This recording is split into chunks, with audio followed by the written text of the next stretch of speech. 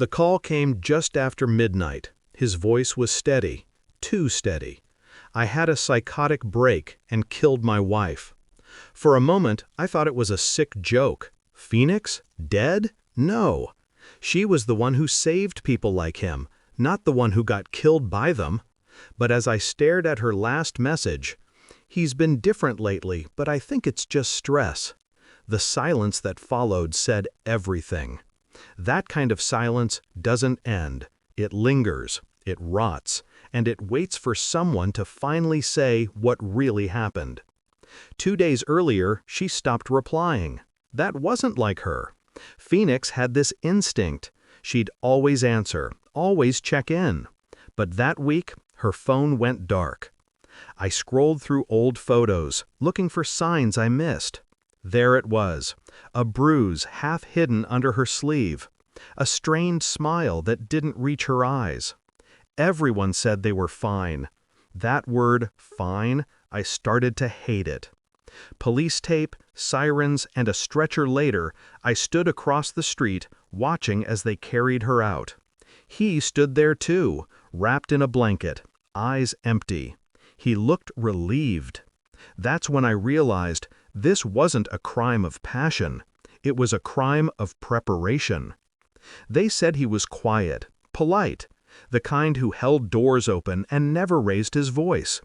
But I remembered how she used to laugh differently when he was around.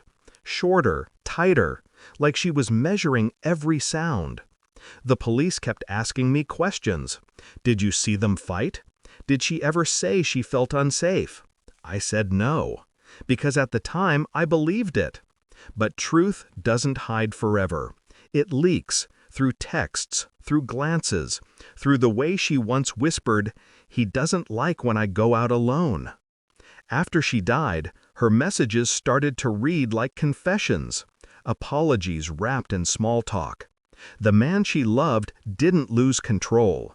He rehearsed it.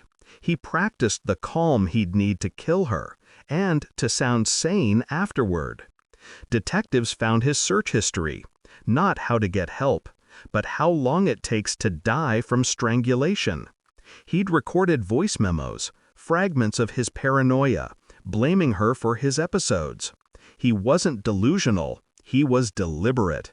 He'd bought cleaning supplies days before, moved money from her account to his. I listened to one of the recordings. His voice was cold, distant. "She's making me crazy." But there was no rage in it, only control, calculation. The worst part? He stayed with her body for 2 days, slept beside her, cooked meals, and when the smell began to rise, he called the police, calm as a surgeon finishing a procedure. When the truth came out, I didn't cry.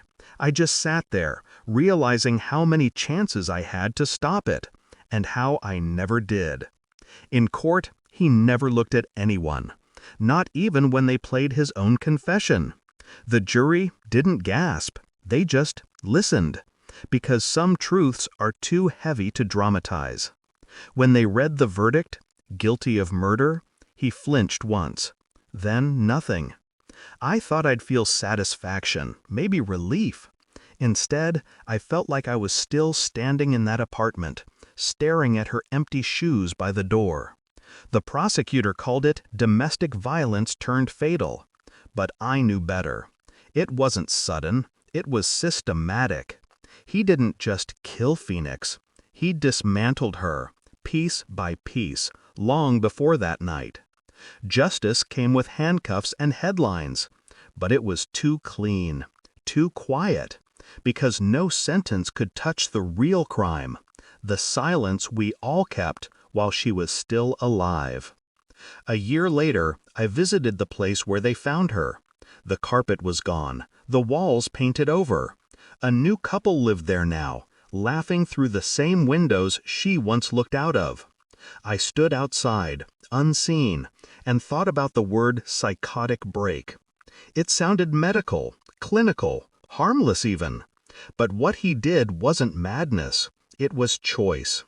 People keep saying Phoenix didn't deserve it. No one does. But what she deserved most was for someone to notice, to say something when the laughter turned into excuses. I still hear her voice sometimes, not as a ghost, but as a reminder that evil doesn't arrive with screams. It walks in quietly, wearing the face of someone you trust. And justice?